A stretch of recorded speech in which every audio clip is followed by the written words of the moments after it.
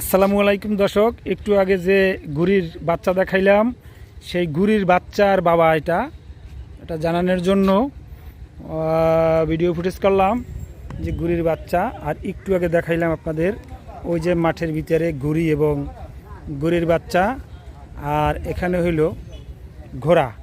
তাই আমরা ওই যে ঘোড়ার ডিম আসলে ঘোড়ায় কি ডিম পারে? এই যে আপনি কি ডিম পারেন?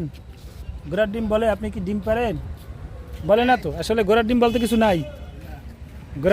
কিছু নাই, দেখানোর চেষ্টা করি।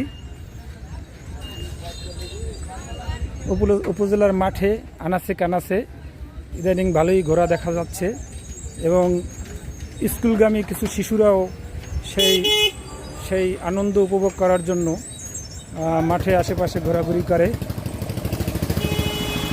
এই তো বলো।